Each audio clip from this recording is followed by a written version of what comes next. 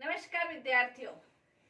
राजनीति विज्ञान के मूल आधार के अंतर्गत संसदात्मक और अध्यक्षात्मक शासन व्यवस्थाओं का हम अध्ययन कर चुके हैं।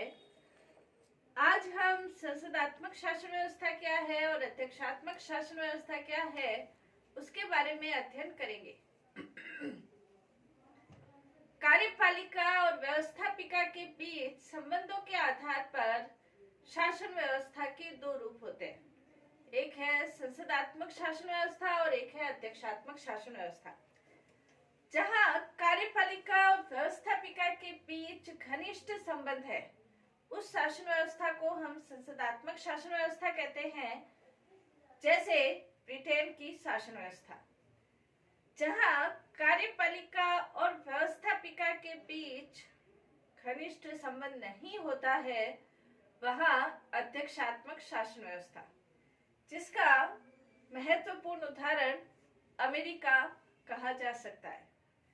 संसदात्मक शासन व्यवस्था और अध्यक्षात्मक शासन व्यवस्था में प्रमुख अंतर क्या है उसके बारे में हम अध्ययन करेंगे, ताकि हम अच्छी तरह से ये समझ सके कि वास्तव में संसदात्मक शासन व्यवस्था और अध्यक्षात्मक शासन व्यवस्था क्या है। जैसे इसका प्रमुख अंतर है कार्यपालिका का दोहरा स्वरूप। संसदात्मक शासन व्यवस्था के अंतर्गत कार्यपालिका का दोहरा स्वरूप होता है और अध्यक्षात्मक शासन व्यवस्था में कार्यपालिका एक ही व्यक्ति में निहित होती है। वास्तविक रूप एक ही होता है। कहने का तात्पर्य यह है कि संसदात्मक शासन व्यवस्था जिन राज्यों के अंतर्गत होती है, वहां कार्यपालिका का दोहरा स्वरूप यानी कि कार्यपालिका नाम मात्र की कार्यपालिका और वास्तविक कार्यपालिका, ये कार्यपालिका का दोहरा रूप होता है। नाम मात्र की कार्यपालिका के नाम पर शासन की सारी शक्तियां होती है, लेकिन उन शक्तियों का प्रयोग वास्तविक कार्यपालिका करती है।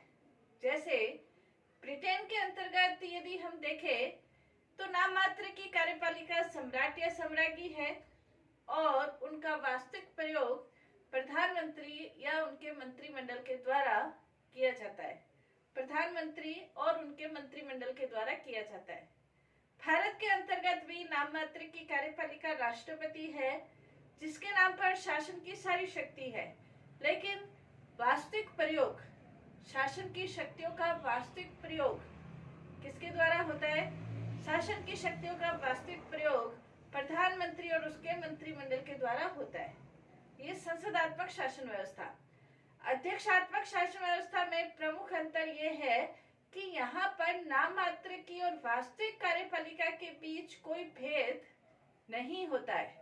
जैसे अमेरिका के अंतर्गत राष्ट्रपति है, तो राष्ट्रपति के नाम पर ही शक्तियां हैं और राष्ट्रपति ही उन सारी शक्तियों का प्रयोग करते हैं।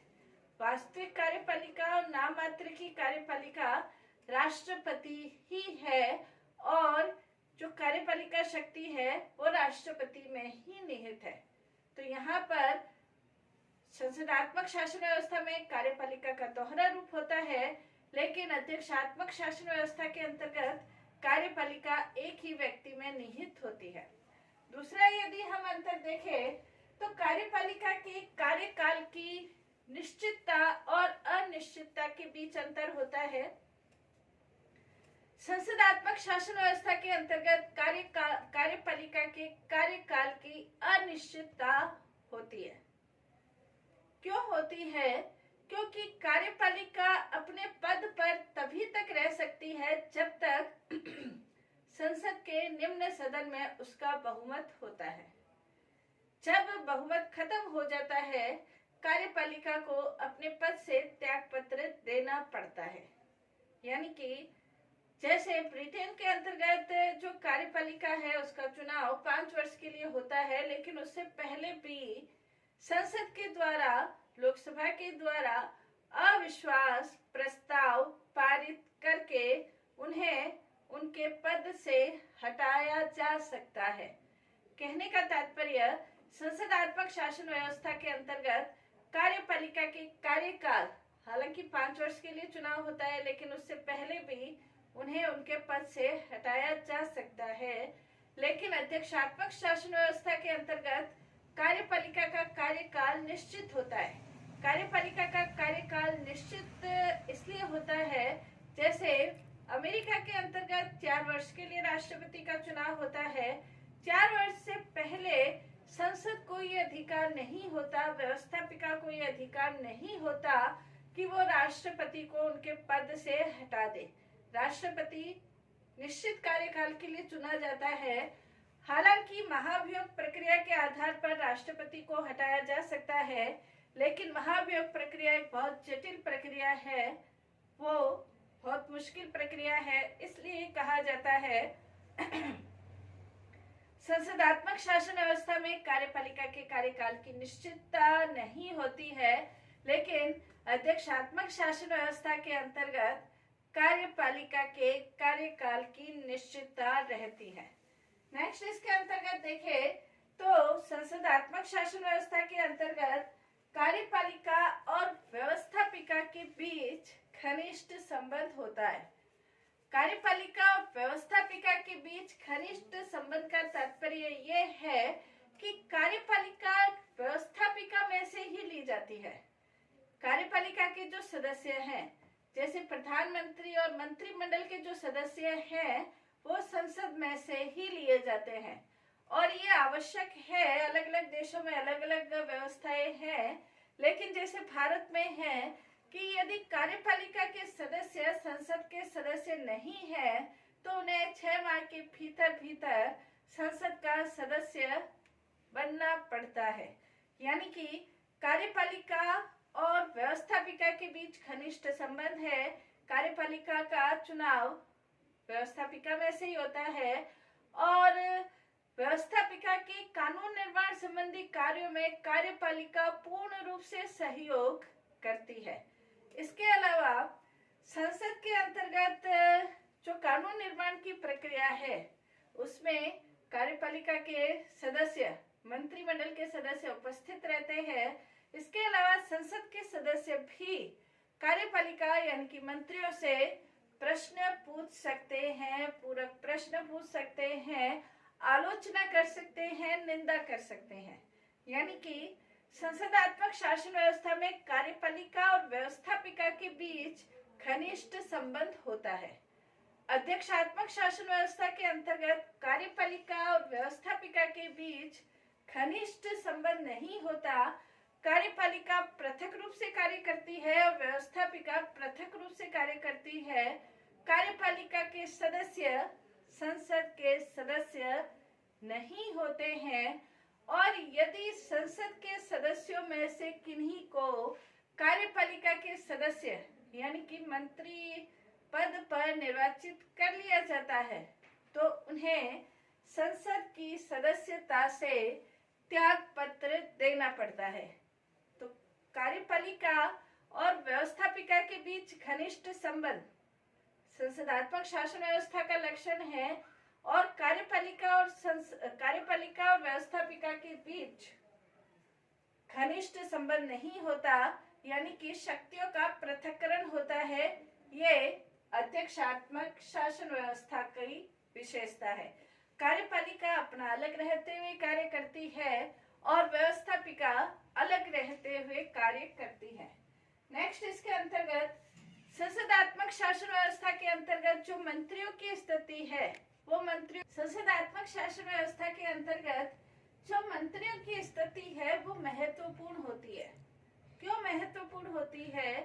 क्योंकि जनता के द्वारा चुने हुए प्रतिनिधि संसद के सदस्य बनते हैं और संसद में जिन मंत्रियों की, जिन प्रतिनिधियों की महत्वपूर्ण स्थिति है वो कार्यपालिका के सदस्य बनते हैं और कार्यपालिका के सदस्य बनने का योग्यता और लोकप्रियता के आधार पर कार्यपालिका के सदस्य बनते हैं।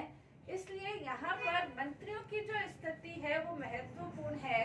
मंत्री अपने व्यक्तित्व के अनुरूप अपना पद ग्रहण करते हैं, इसलिए मंत्रियों की स्थिति महत्वपूर्ण है। जबकि अध्यक्षात्मक शासन व्यवस्था के अंतर्गत जो मंत्रियों की स्थिति है वो दुर्बल स्थिति होती है, क्योंकि राष्ट्रपति अध्यक्षात्मक शासन व्यवस्था के अंतर्गत जो राष्ट्रपति है वो किन्हीं भी व्यक्तियों को अपने मंत्रिमंडल में शामिल कर सकता है। यहाँ पर लोकप्रियता का कोई महत्व नहीं होता किसी भी व्यक्ति को, और जो मंत्री है वो राष्ट्रपति के प्रसाद पर्यंत ही अपने पद पर रह सकते हैं। तो जो मंत्रियों की स्थिति है वो दुर्बल स्थिति है। संसदात्मक शासन व्यवस्था के अंतर्गत मंत्रियों की स्थिति महत्वपूर्ण स्थिति होती है। नेक्स्ट, इसके अंतर्गत संसदात्मक शासन व्यवस्था के अंतर्गत कार्यपालिका विधायिका के जो निम्न सदन है उसको भंग करने का अधिकार रखती है।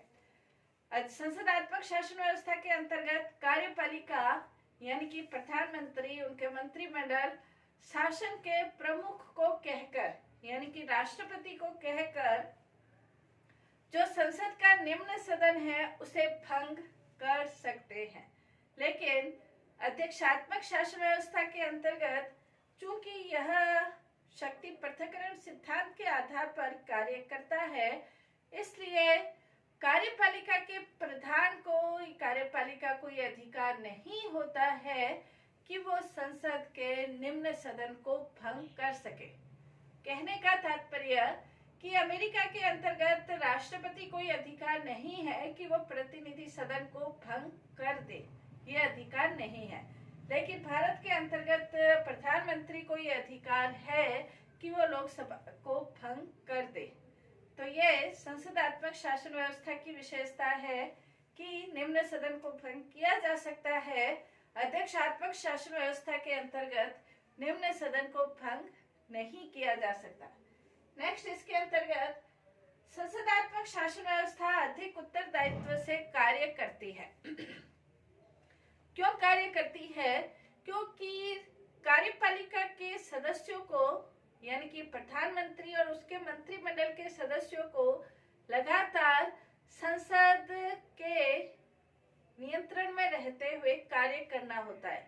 और संसद के अंतर्गत जनता के प्रतिनिधि है और जनता के प्रतिनिधि उन्हें प्रश्न पूछ सकते हैं, आलोचना कर सकते हैं, निंदा कर सकते हैं, काम रोको प्रस्ताव पारित कर सकते हैं, कार्य स्थगन प्रस्ताव पारित कर सकते हैं। कहने का तात्पर्य यह है कि मंत्रियों को अधिक उत्तरदायित्वपूर्ण कार्य करना पड़ता है क्योंकि उन्हें संसद के सदस्यों के प्रश्नों का जवाब देना पड़ता है।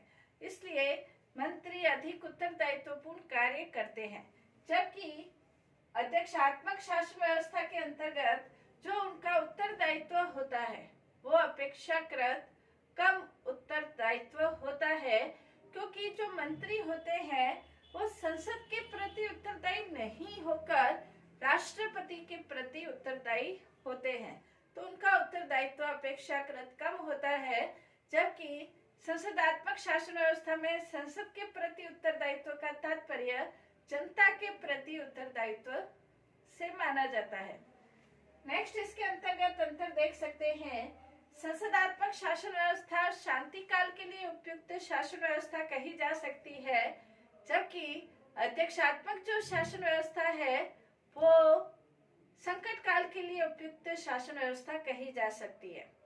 क्यों? क्योंकि संकट काल का सामना करने के लिए त्वरित निर्णय की आवश्यकता है, कुशलता पूर्वक निर्णय की आवश्यकता है, कुशल निर्णय की आवश्यकता है, शीघ्र निर्णय की आवश्यकता है। ये गुण अध्यक्षात्मक शासन व्यवस्था के अंतर्गत ही संभव हो पाते हैं, ये संसदात्मक शासन व्यवस्था में संभव नहीं होते। इसलिए अंतर की दृष्टि से देखें तो शांति काल के लिए संसदात्मक शासन व्यवस्था और संकट काल के लिए अध्यक्षात्मक शासन व्यवस्था होती है। नेक्स्ट, इसके अंतर्गत शक्तियों का जो सहयोग है,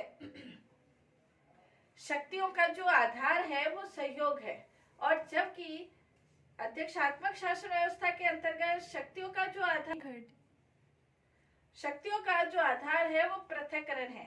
अध्यक्षात्मक शासन व्यवस्था में शक्तियां पृथक्करण के आधार पर कार्य करती है। कार्यपालिका अपने क्षेत्र में रहते हुए, व्यवस्थापिका अपने क्षेत्र में रहते हुए, न्यायपालिका अपने क्षेत्र में रहते हुए कार्य करती है। तो शक्तियों का सहयोग संसदात्मक शासन व्यवस्था का लक्षण है और शक्तियों का पृथक्करण अध्यक्षात्मक शासन व्यवस्था का लक्षण है। इसके अलावा जो मंत्री है वो संसदात्मक शासन व्यवस्था के अंतर्गत विधायिका के प्रति यानी कि संसद के प्रति उत्तरदायी होते हैं और संसद के सदस्य यानी कि लोकसभा के सदस्य, निम्न सदन के सदस्य संसदात्मक शासन व्यवस्था के अंतर्गत कभी भी अविश्वास प्रस्ताव पारित करके उन्हें उनके पद से हटा सकते हैं। कार्यपालिका का बहुमत जब तक लोकसभा में रहता है तभी तक वो अपने पद पर रह सकते हैं। कार्यपालिका का बहुमत खत्म होते ही उन्हें उनके पद से त्याग पत्र देना पड़ता है। जबकि अध्यक्षात्मक शासन व्यवस्था के अंतर्गत जो मंत्री हैं वो विधायिका के प्रति उत्तरदायी नहीं होते हैं, वो राष्ट्रपति के प्रति उत्तरदायी होते हैं। इसके अलावा सामूहिक उत्तरदायित्व और राजनीतिक सजातीयता ये संसदात्मक शासन व्यवस्था का लक्षण है। जो संसदात्मक शासन व्यवस्था है उसमें मंत्रियों के लिए कहा जाता है कि ये एक साथ तैरते हैं और एक साथ डूबते हैं, और जो मंत्रिमंडल का निर्माण होता है वो भी राजनीतिक सजातीयता के आधार पर होता है। राजनीतिक सजातीयता का मतलब ये है कि जो सरकार बनेगी उसके अंतर्गत एक ही राजनीतिक दल या एक ही राजनीतिक गठबंधन के जो सदस्य हैं वो कार्यपालिका के सदस्य बनते हैं। जबकि अध्यक्षात्मक शासन व्यवस्था के अंतर्गत सामूहिक उत्तरदायित्व या राजनीतिक सजातीयता इस तरह की किसी भी प्रकार की परंपराएं नहीं होती है। तो सामूहिक उत्तरदायित्व और राजनीतिक सजातीयता संसदात्मक शासन व्यवस्था के लक्षण है। अध्यक्षात्मक शासन व्यवस्था के अंतर्गत इस प्रकार के लक्षण नहीं होते हैं। तो संसदात्मक शासन व्यवस्था का प्रमुख लक्षण कार्यपालिका व्यवस्थापिका के बीच घनिष्ठ संबंध और अध्यक्षात्मक शासन व्यवस्था का प्रमुख लक्षण कार्यपालिका और व्यवस्थापिका के बीच पृथक्करण, शक्तियों का पृथक्करण। जो मंत्रिमंडल का निर्माण है वो संसद में से होता है और अध्यक्षात्मक शासन व्यवस्था में राष्ट्रपति स्वयं अपने मंत्रिमंडल का निर्माण करता है। तो आज हमने दोनों के बीच अंतर पढ़ा। धन्यवाद।